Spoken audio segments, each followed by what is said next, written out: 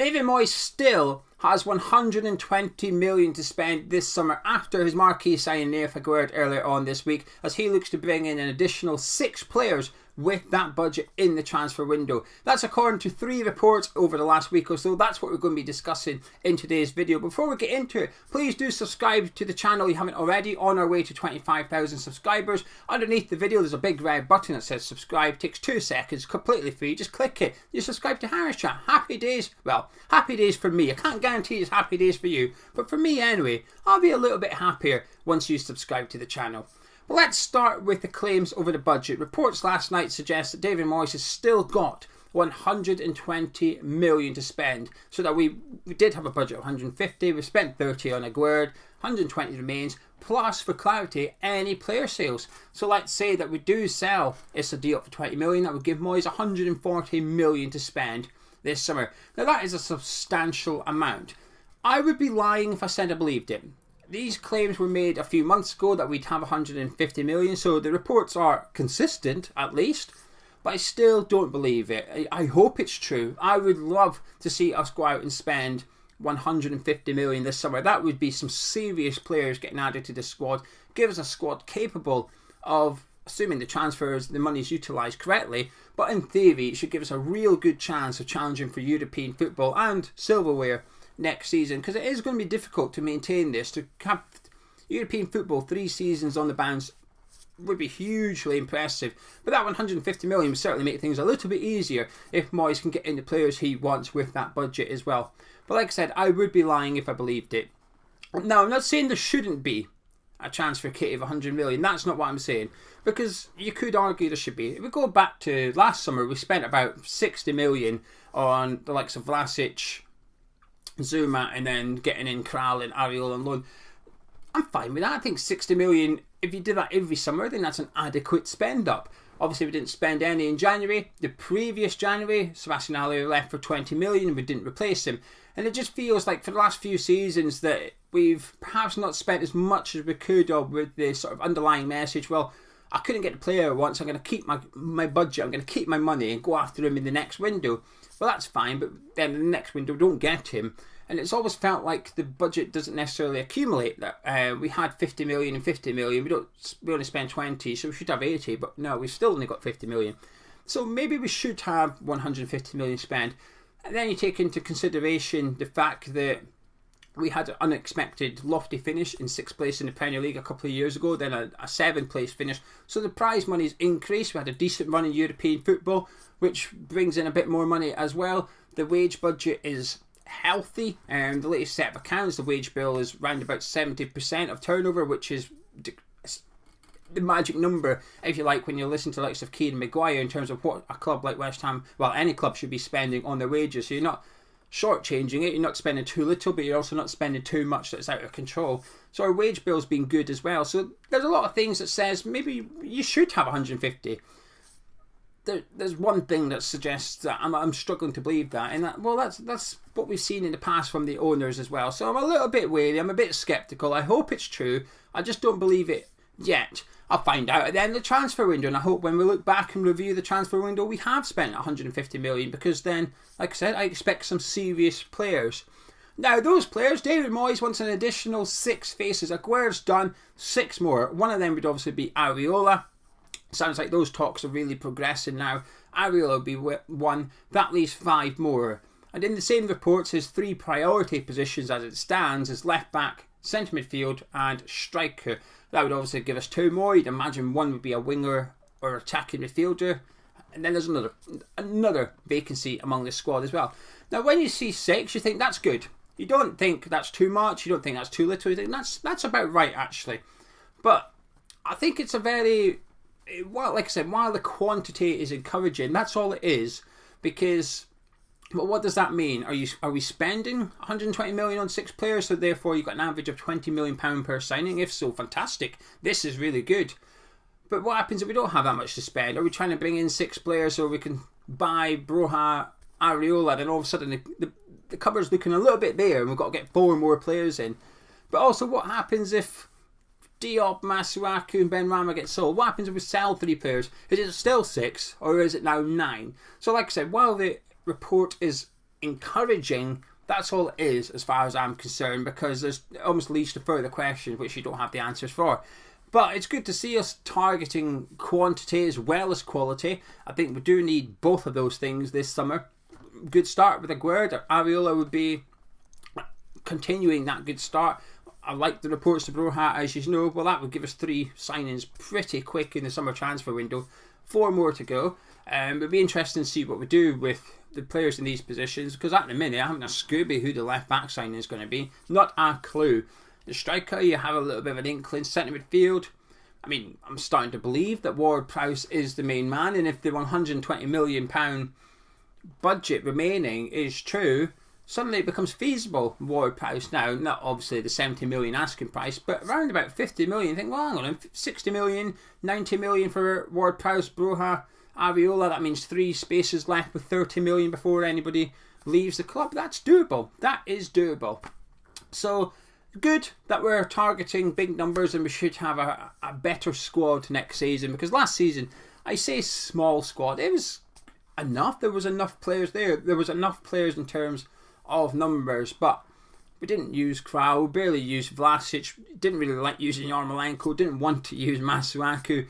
Fredericks was injured a lot, so suddenly the squad felt small, but it wasn't necessarily small. So to have a squad next season that is fuller and more usable and more trusted by David Moyes would be fantastic. Now, the last thing I want to discuss is the marquee signing thing. There was a report a couple of weeks ago that prior to signing Aguerd, that he was going to be the marquee signing, and Gonzo wasn't too keen on it. And there was other people as well that weren't very happy about it, but I never understood it. And when I say never understood, I never understood why people were upset about it, but I also didn't understand what marquee signing meant, essentially. I said, well, what? I was thinking, well, what does that actually mean? I mean, the definition of marquee signing is when you sign someone of outstanding popularity or outstanding talent. Well, okay, but what happens if you sign 3 players with outstanding talent or outstanding popularity? I would argue that Jesse Lingard has outstanding popularity as well as talent. So is he a marquee signing or not? So I just found it a weird label to give to a player. Now, I know what it's supposed to mean, minus the definition, which is the biggest signing of the summer. But I thought, well, okay, it's not a bad signing to have as your biggest. Is Broha bigger than Aguerd? I wouldn't say so. Is Areola? Possibly not. We can all have our own opinions. And this is where I felt like there was maybe something lost in translation here, in that it was going to be our most expensive signing of the summer. But it doesn't mean it's the only summer signing that we were going to be spending big on. Now, fortunately, I left a comment under Gonzo's video saying this, in case it happened. I could say, told you, I just hadn't done a video on it. And this links into the Broha rumours that we've got this week, that we're going to be looking to spend a very similar fee, 25-30 million on him, which is what we paid for Aguerd as well. And it just ties in. So you do wonder if you're getting a little bit of a look into David Moyes' strategy here, which is picking up players for around about the 15, 25, 30 million pound mark and buying a few of them, rather than buying 2 sort of what I call big ticket signings, your Ward-Prowse or something, or your Ollie Watkins. Then you've got to scrimp elsewhere, because all summer I've been thinking, well, we're going to have a couple of loan players or a couple of freebies, and I still believe we will. However, if the reports are true that we've got 120 million to spend, then we don't need any. We don't need to go shopping in the bargain bin. You don't need to go to the supermarket and go around the reduction bit and find a bashed up tin of tomato soup. We can just go get the normal tin of tomato soup. Not that it tastes any different. Alright, maybe you don't have to go to the bit with the stuff that goes out of date today. Instead of getting a broccoli that's out of date today, you can go get a broccoli that got delivered today. Get a fresher one. You can pay for it. You don't need to save on your food over there. And I think it gives you a lot more flexibility. Obviously, the more money you've got, the more flexibility. But I had a little worry, I will confess, I had a little worry that we would bring in Areola, someone like Broha, or 8 other striker costing money, that we'd bring in Aguerd, we might get a centre midfielder, then suddenly it's like, well, we still need a left back and an attacking midfielder or a winger. It's like, well, we don't have any money now, so we're in the market for free players or loan players to cover these positions. And I think that's a really unhealthy thing to do, because the loan market, whilst there's always players available for each position, I think you're almost best to pick out the players you can get on loan rather than the positions they play. obviously when you go to buy a player, when you have a blank checkbook, you can think, right, well, I'm going to go out and make my, as David Moyes has done it, I'm going to make my centre back my priority. I'm going to go get the one I want. There we go, sorted. I'm not sure you can do that when it comes to loan signings, because if you think I'm going to get a loan in at left back, the pool of players is really small, and what you're going to do if there's nobody there you like, it almost feels like we did that last summer with Alex Kral a little bit. Well, we need a centre midfielder on loan, so the people that you can get is so small. Whereas actually, if you looked around at other players that were available on loans, like Conor Gallagher, for example, and you got him in early doors, said, right, we'll get Conor Gallagher's available, could probably do with a centre midfielder, we'll go get Conor Gallagher. I just think when you're in the loan market, you're looking at the players available rather than the players that can fill vacant positions at your club. Does that make sense? I think you can be a hell of a lot less picky when you're trying to loan in a player. So my worry was that we were going to spend here or there around the squad, and we'd have 2 or 3 positions left, and we'd be confined to the loan market, and we'd struggle to get in players that can fill the roles and the positions we're looking for. But should the budget rumours be true, and it is a big if, right? It's still a big if. I'm not convinced at this, right? I pray it's true. I'm just a little bit, don't believe it. But if that's true, that removes the pressure of the low market, the free signings, so on and so forth. You have enough money there to go and get in a £15 million player in every position. Moyes wants 6 more. If he does have 120 million spent, he's got enough money to go get a £20 million player in every single vacant position that he sees is in our squad.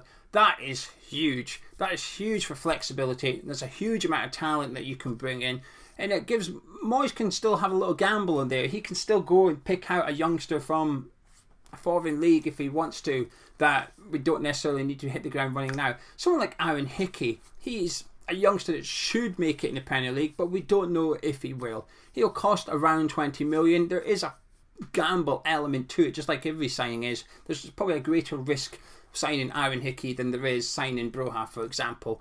But having that big budget just allows David Moyes that sort of room to manoeuvre and to take a little bit of a gamble this summer, because if he gets it right, you've got a bargain on your hands. You get it wrong, you can probably get most of your money back when you buy players that expensive and that young with that much potential and talent. So 3 reports that are actually all really positive if they were true. If they were true, all 3, well, the marquee signing ones, neither here or there. But in regards to Moyes wanting 6 players with a budget left of 120 million, that would be massive. Massive intent from the manager, and also massive intent from the board as well, giving him 150 million to spend net, as well as any departures. So fingers crossed those reports are true. Ariola looks like he's going to be the next one. And yeah, I shall catch you up. Tomorrow should be my striker wish list video. Now, I should have another video this week, which has got a guest on it. It's no one you've heard of. I promise you it's no one you've heard of. But I'm hoping it's going to be really good. I'm just waiting for him to send me the actual video. So hopefully I get that today. That might be tomorrow's video, but if not, it'll be my striker wish list one. Then on Friday afternoon, we've got a video with a special guest who you've seen on the channel before a couple of times. Three times he's been on the channel before, and he's on again on Friday. I'm really looking forward to it, actually, and I know you guys will enjoy it. But if you've enjoyed this video, drop a like on it. Let me know in the comments below what you think about the 3 reports. Like I said, the marquee signing is kind of old news. It was a couple of weeks ago, but I just wanted to bring it up because I didn't really get it. Still don't get it. I actually think if this is the strategy we're doing, which is spending big on almost every position in the squad, that's exciting. That's really, really exciting. But it's a big, big if. Subscribe if you're new to the channel. Hopefully we can hit that 25 soon. And I'll catch you in some way tomorrow afternoon.